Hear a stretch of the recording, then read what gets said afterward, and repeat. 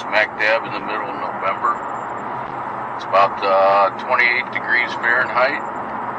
Not bad. I think we only had one bout of some light snow that didn't stick around. That was a few weeks ago. So we've had a pretty nice stretch of weather. But we're on our way to do something I've always wanted to do. And today is the first time in a while I've gotten to take off and do some recording. So we're heading up to Spooner, Wisconsin. Good old Spooner, Wisconsin.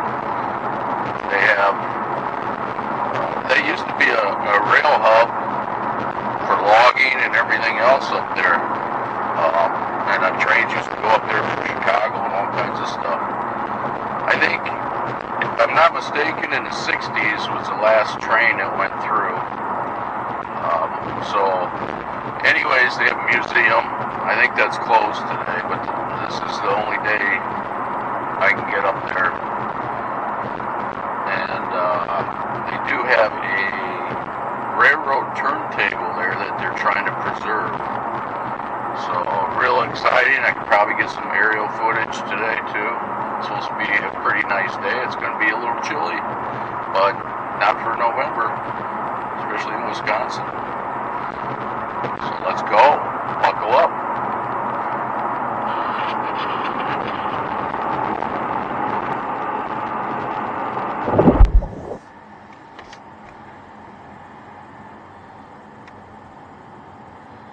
We are on Roundhouse Road.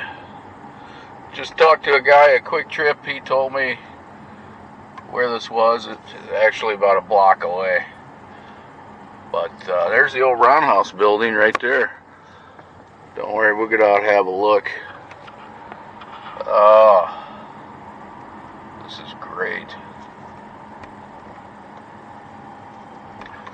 There's the old station, huh? Park open sunrise to 11 p.m. No ATV, snowmobile parking. No overnight parking.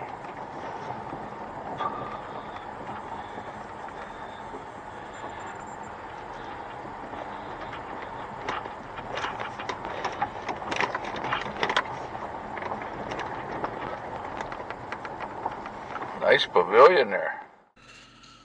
Spooner's Railyard might look laid back today, but back in the early 1900s, this place was buzzing nonstop.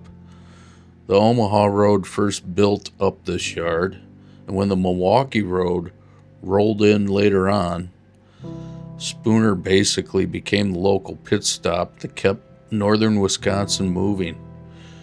Freight, passengers, lumber. If it had some place to be, chances are it passed through here. The depot was the town's welcome mat. Travelers heading to lake resorts, loggers catching a ride to the camps, families visiting from across the Midwest. They all came through these doors long before highways made the trip easy. And behind the depot, the real muscle of the operation was the roundhouse and the turntable. That's where steam engines got patched up, fed, turned around, and shoved back out on schedule. You can almost picture the lantern glow, the steam rolling out of the stalls, the crews hustling to keep trains ready for another run. This spot wasn't just for fixing locomotives, it was keeping an entire region connected. The engine serviced right here hauled timber, grain, farm goods, and pretty much anything else small towns needed to survive. The Spooner Roundhouse. The Spooner Roundhouse was built in the early 1880s and used for maintenance of locomotives. Northwest section was damaged by fire in 1922. Additions were later constructed, making it into 28 stalls. Subsequent fire destroyed the old wood frame portion in 1925, which was rebuilt with a brick structure at a cost of $30,000. Another addition was put on in 1945. A large part of remaining roundhouse was torn down in the 80s, leaving only 8 stalls presently on the site today.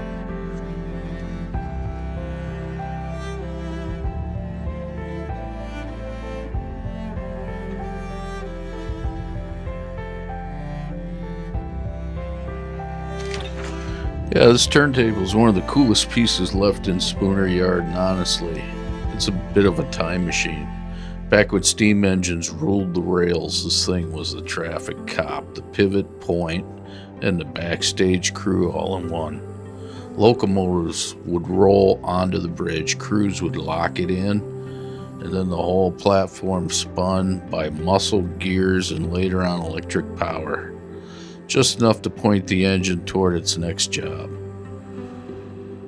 Even now, standing next to it, you can picture the noise, the clanking, the shouts, the weight of the full locomotive slowly swinging around. It's worn, sure, but it's still one of the last surviving pieces of hands-on railroad engineering from the era when everything was built to work hard and last forever.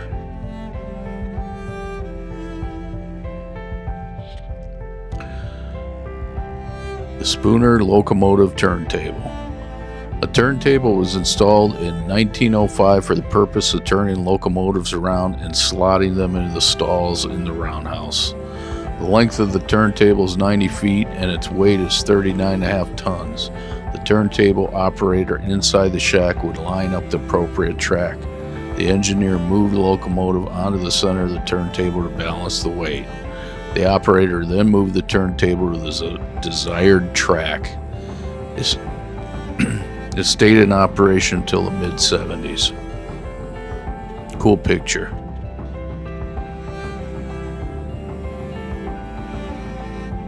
Too bad we can't see it operating.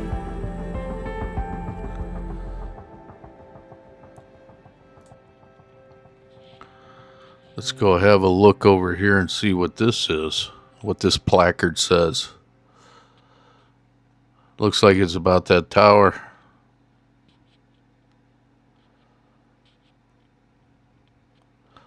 The sand tower.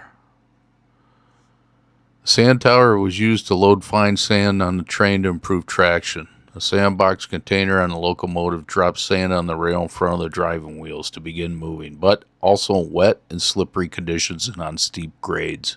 There was a building next to the sand tower to store the sand that was heated during cold months. There's the tower right there.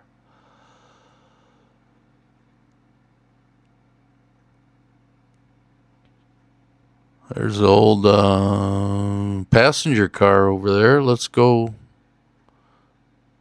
take a look at that. I don't know if that's just sitting there and they're going to keep it like that or if they're going to restore it. There's some railroad ties still left in the ground. Runs right next to the depot. It's a nice day today.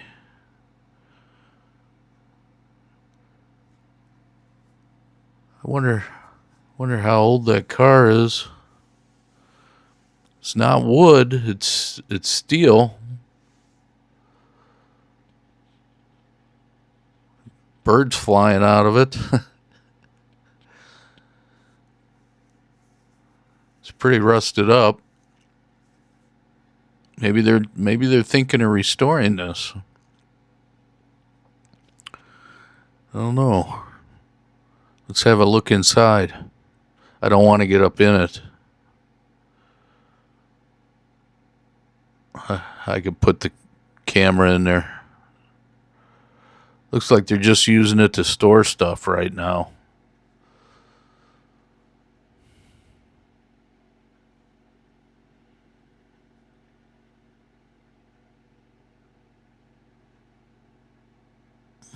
There's a shed there. There's the depot, the Spooner Depot. It is a museum. It is not open today. Check out that plow there later on in a little bit. But let's go have a look at this depot. Yeah, the Spooner Depot was built around the turn of the 20th century. Wow, look at that fencing around there. So it was built around the turn of the 20th century, back when the Omaha Road was expanding its lines across northern Wisconsin. Here's where we're at, way up here in northwest corner. This building wasn't just a stop on the map. It was a local hub where freight, passengers, and mail all funneled through every single day.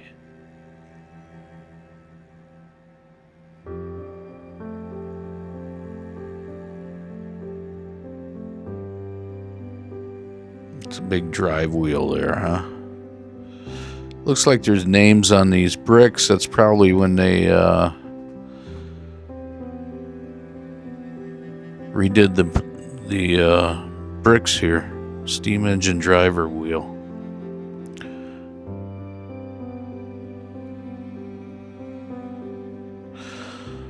Yeah, when the Milwaukee Road took over the line, the depot stayed busy serving everything from lumber shipments to vacationers heading up north for lake country summers.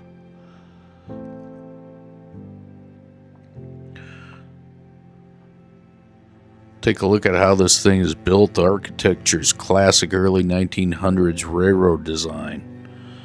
It had long, low lines so the roof could cover passengers waiting outside, wide eaves to handle Wisconsin winters, and big bay windows so station agents could watch trains coming in from both directions.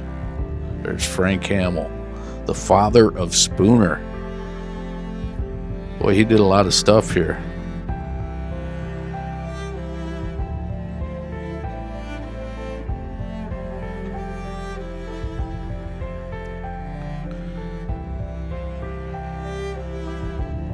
Inside, yeah, there used to be a separate waiting area, ticket counters, and a steady flow of telegraph messages keeping the whole division connected.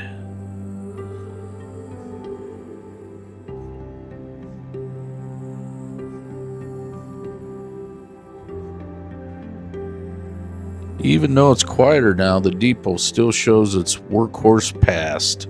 The loading areas, the old freight platform, and those thick timbers that were built to take a beating. You can almost picture the daily rhythm here. Whistles, luggage carts, rattling across the boards. Locals gathering to see who was coming or going. It's one of the last reminders of when Spooner was real railroad crossroads, not just a point on the highway. They're storing some cars there along the tracks.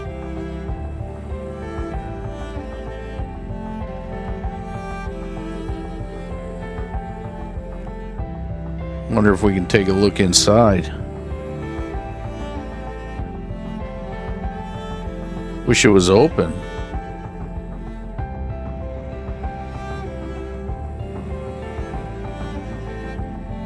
Oh, they got a lot of stuff in there, don't they?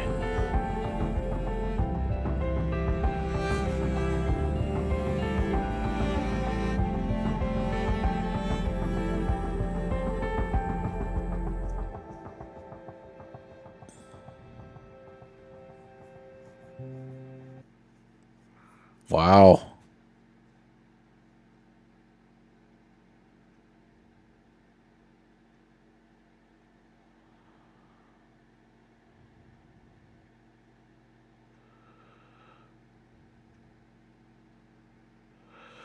Man, it's packed.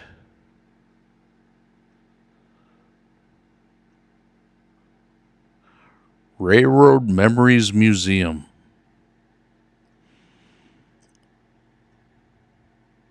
Luggage cart.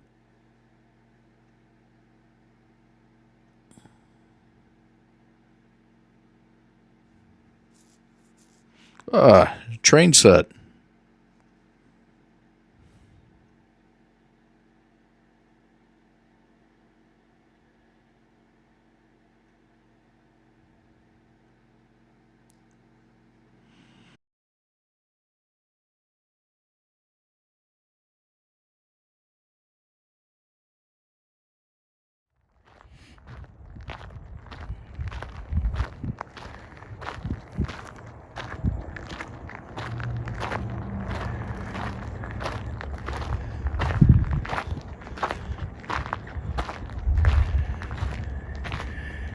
I'd like to ask them if they ever plan on refurbishing this stuff, or if it's just sitting here and it's for looks only.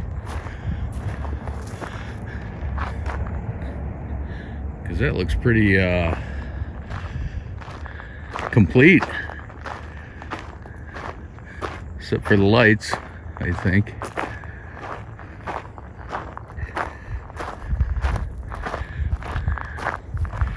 Here, I can grab a picture of the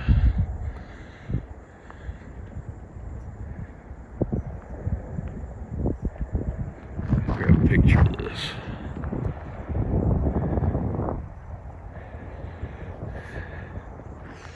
Alright, so let's go check out the scale.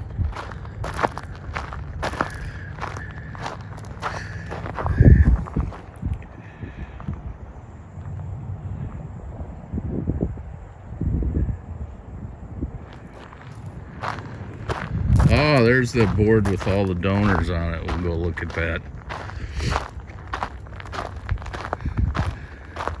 There was a lot of names on those bricks too. That must have been when they when they redid the depot. I have to read up on this now.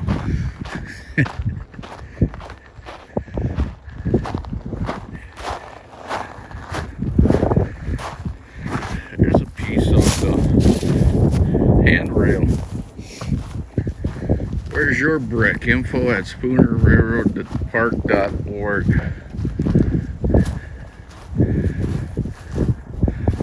Let's give thanks to these people who donated.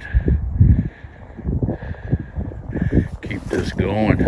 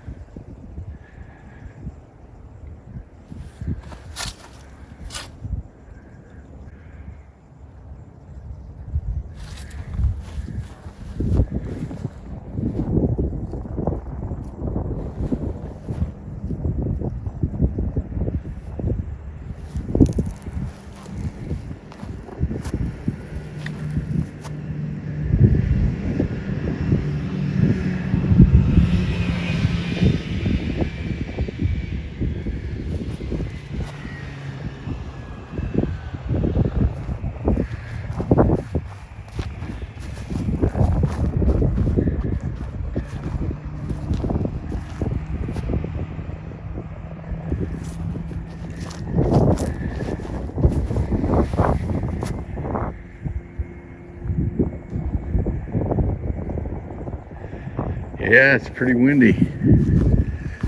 Oh, what's this one? Gary and Judy Kuski. Okay.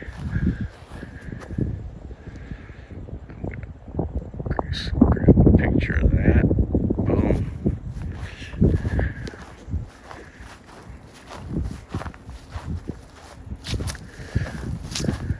It's nice, you get a picnic out here.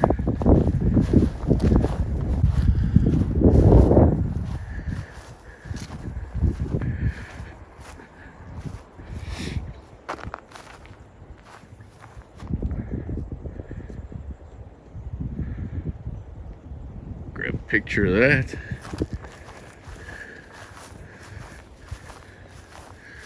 Well, in appreciation for your support, the Thompson family. All right. The Spooner Way Station.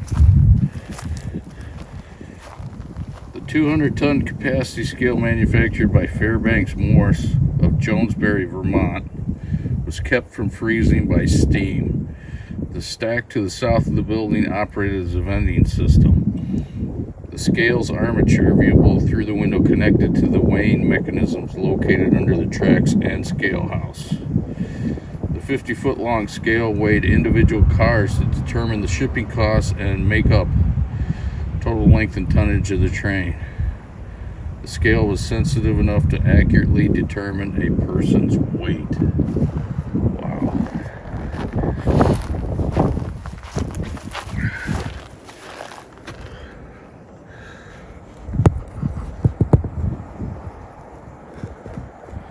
It's a mighty big scale. I can't forget this bench over here. Appreciation for your support. Lombard Logger Powers family.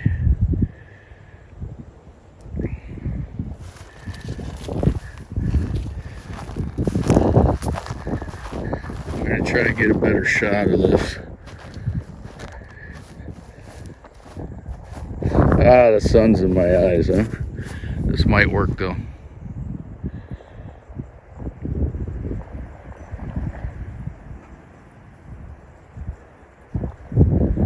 Okay.